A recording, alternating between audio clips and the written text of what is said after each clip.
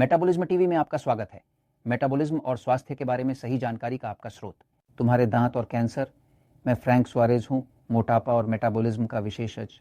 और आज मैं आपको एक खोज के बारे में बताना चाहता हूँ, कुछ ऐसा जो मैंने किया उन चीज़ों में से तो मुझे जैसे झटका सा लग गया है ना। और बात यह है कि इस विषय के बीच एक सीधा संबंध है। जो कुछ भी आपके दांतों में होता है और कैंसर के बारे में, मैं मेटाबॉलिज्म के विषय पर शोध कर रहा हूँ, कैंसर का। क्योंकि मेटाबॉलिज्म तो मेटाबॉलिज्म है, मोटापे का मेटाबॉलिज्म और मधुमेह का मेटाबॉलिज्म जो मेरी विशेषज्ञता है, उसका संबंध कैंसर का मेटाबॉलिज्म, क्योंकि कैंसर होने के लिए भी समस्याएं होनी चाहिए, मेटाबॉलिक, है ना। तो कुछ जो मैंने अनुसंधान करते समय खोजा वह ये है कि कई लोग जिन्हें कैंसर हुआ है, खासकर स्तनों में कैंसर, अग्न्याशय में कैंसर और अन्य, तो जो वैकल्पिक चिकित्सकों द्वारा खोजा गया है, क्योंकि पारंपरिक चिकित्सा जब आप उसे कैंसर है तो वे कीमोथेरेपी करेंगे, जो एक जहर है जो शरीर में डाला जाता है, रेडिएशन, जो एक और कैंसर पैदा करने का एक तरीका भी है ना, और सर्जरी, यानी यही एकमात्र समाधान है। जो पारंपरिक सर्जरी का कैंसर पर प्रभाव है वह कीमोथेरेपी, रेडिएशन और सर्जरी है। कोई और तरीका नहीं है, बस ट्यूमर को हटाना, निकालना है, जो भी हो। लेकिन जैसे पारंपरिक चिकित्सा कैंसर पर हमला करने के लिए उन तीनों के अलावा कोई समाधान नहीं है ना। तो अनुसंधान करते हुए इस विषय पर मुझे एहसास हुआ कि कई वैकल्पिक चिकित्सक हैं जो कैंसर का इलाज करते हैं और उन्होंने खोज की है। जांचों से यह साबित हुआ है कि एक कैंसर और दांतों की स्थिति के बीच एक सीधा और स्पष्ट संबंध है। मैं आपको समझाता हूं। देखिए, यहाँ पर आप एक दंत संरचना देख सकते हैं। इस दंत संरचना में भी दांत पीछे से, ये पीछे वाले और आखिरी वाले पीछे से और आखिरी वाले पीछे से, वे हैं जिन्हें मोलर्स कहते हैं। वे दाढ़ हैं, है ना, वे दाढ़ जैसे हैं। तो ये अच्छा है वास्तव में कि आप यह जान लें कि हर एक दांत तंत्रिका तंत्र के माध्यम से जुड़ा होता है, किसी अंग या शरीर के किसी अन्य हिस्से से।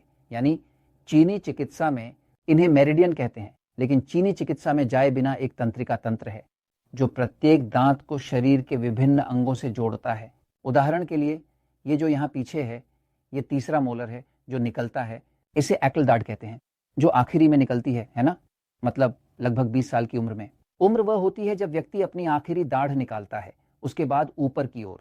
ये पहला मोलर है, पहला दाढ़, दूसरा दाढ़ और तीसरा जो निकल रहा है, जो कभी कभी फंसा हुआ निकलता है, वह मुड़कर निकलता है। और क्या पता, है ना। तो ये तीसरा जो यहाँ है और दूसरा और पहला, क्योंकि वे बहुत महत्वपूर्ण है, क्योंकि वास्तव में इन्हें चबाने के लिए उपयोग किया जाता है ना। सामने वाले दांत इंसाइजर्स होते हैं जो मांस को फाड़ने और इस प्रकार की चीजों के लिए होते हैं, लेकिन मुख्य चबाने वाले दांत पीछे की दाढ़ होते हैं, है ना। ये झात है कि यह यहाँ, ये दूसरा और ये तीसरा सीधे तौर पर अग्न्याशय से संबंधित है, जो ये एक अंग है जो यहाँ है और स्तन ग्रंथियों के साथ है। ये कैसे पता है? पहले पता है क्योंकि इस विषय पर प्राचीन साहित्य है जो पहले से ही चीनी चिकित्सा के मेरिडियनों से आता है। लेकिन यह भी झात है क्योंकि कुछ चिकित्सक हैं जो कैंसर का इलाज करने की कोशिश करते हैं उन मामलों में जिन्हें खोया हुआ मान लिया जाता है, जिनके पास करने के लिए और कुछ नहीं होता, जिन्होंने ये देखा गया है कि यदि वे व्यक्ति का पूरा दांत निकालने में सफल हो जाते हैं तो वे संक्रमण को भी निकाल देते हैं। इसके नीचे है बात यह है कि जब एक दांत प्रभावित होता है और हम एक दांत को देखते हैं करीब से, आइए दांतों को करीब से देखें। एक दांत को करीब से आप देख सकते हैं कि दांत कैसे, दांत के अंदर एक गूदा होता है जिसमें एक जीवित क्षेत्र होता है। ये सब यहाँ से होकर गुजरता है, तंत्रिका, यहाँ खून बहता है और जो लाल रंग की चीज आप यहाँ देख रहे हैं वह पल्प का क्षेत्र है। वहाँ तंत्रिका है, वहाँ रक्त प्रवाह है, वहाँ ऑक्सीजन है। लेकिन दांत, जैसे कि ये कैल्शियम का बना होता है लेकिन ये जीवित है, इसमें डेंटिन होता है लेकिन ये जीवित है, दांत सांस लेता है। जिस समय किसी व्यक्ति को अंग्रेजी में जिसे रूट कैनाल कहते हैं वह करना पड़ता है, जिसे एक रूट कैनाल उपचार या एक एंडोडोंशिया कहा जाता है।